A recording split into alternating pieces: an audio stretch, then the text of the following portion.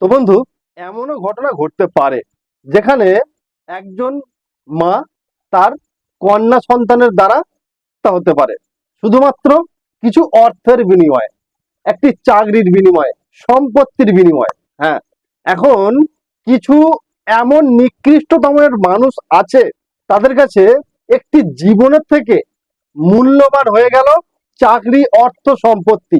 কিন্তু একবারও ভাবলো না যে মা 9 মাস তার গর্ভে রেখে তাকে জন্ম দিলেন, তাকে ছোট থেকে লালন পালন করে বড় করলেন, প্রতিটি মুহূর্তে প্রতিটি পদক্ষেপে একজন মা প্রথম সাহায্যকারী, এবং সেই মাকে এই যে ষড়যন্ত্র করে হত্যা করার যে চিন্তা ভাবনা কিভাবে মাথায় আসে? একবারের জন্য কি তার বুকটা কেঁপে ওঠেনি যে এই মা তার এই যে 23 বছরের বয়স পর্যন্ত তার মায়ের কতটা ভূমিকা ছিল? ঘটনা হলো, কিছুদিন আগে তার বাবা মারা যায় এবং তারপর তার বাবার চাকরিটা আর মাকে দেওয়া হয় এবং মা আগ্রহ চাকরি করতে, এবং এখানে এই যুবতীর বিরোধ, কারণ সেই চাকরিটা মাকে দেওয়া যাবে না, সেই চাকরিটা করার ইচ্ছে ছিল তার। কিন্তু তার মা অতপ্রতভাবে সেই যুবতীকে বোঝানোর চেষ্টা করে যে আমার যে চাকরিটার পরবর্তী সময়ে তার ছাড়া আর অন্য কেউ করতে পারবে না, যেহেতু তার একটা ভাই আছে, সে প্রতিবন্ধী। অতএব এটুকু একবারের জন্য বোঝার চেষ্টা করলো না সেই যুবতী। কি করলো? নিজের জেঠু এবং নিজের জেঠুর ছেলেকে 7 লক্ষ টাকার সুপারি দিয়ে নিজের মাকে হত্যা করিয়ে দিল। এটা খুবই দুর্ভাগ্যজনক ঘটনা আমাদের এই সমাজের প্রতি। এমনই একটা ঘটনা সামনে এসেছে, সত্যি কথা বলতে বন্ধু, প্রত্যেকটা বাবা মা এই ঘটনাটা দেখার পরে তাদের বুক ফেটে যাবে। এটা কি করে সম্ভব?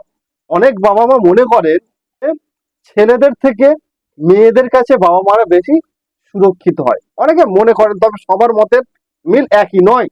কারণ অনেক মা বাবাই মনে করেন ছেলেরা বেশিরভাগ ক্ষেত্রে বাবা মাকে দেখেন না, কিন্তু সুরক্ষিতভাবে তার মেয়েদের কাছে থাকতে পারে।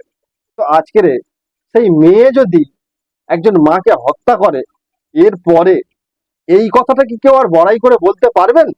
নিশ্চয়ই সেই জায়গাটা আস্তে আস্তে মুছে যাবে।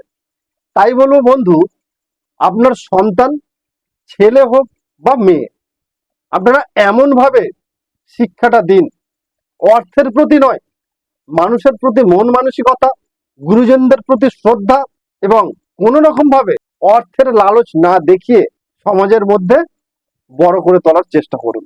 যাতে এমন একটা সময় আসতে পারে, বর্তমানের চিত্রটা ভবিষ্যতেও দেখা যাবে। তাই বলবো বন্ধু, আপনারা এই ভিডিওটি বেশি বেশি করে শেয়ার করুন, যাতে এই ভিডিও থেকে একটু হলেও সেই সমস্ত যুবতীরা এটুকু অন্তত পক্ষে মনে রাখতে পারেন যে মা মাই হয়। যে মার প্রতি অন্যায়টা করা হয়েছে সেটা কখনোই সমাজের প্রতি সুস্থ মানসিকতা নয়।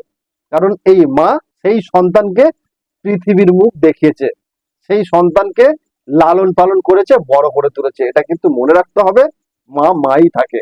অতএব যে মা একজন সন্তানকে পৃথিবীর বুকে বড় করে তুলেছে, সেই মাকে যদি এমনই ধরনের তার শিকার হতে হয়, এটা সমাজ কখনো ক্ষমা করবে না।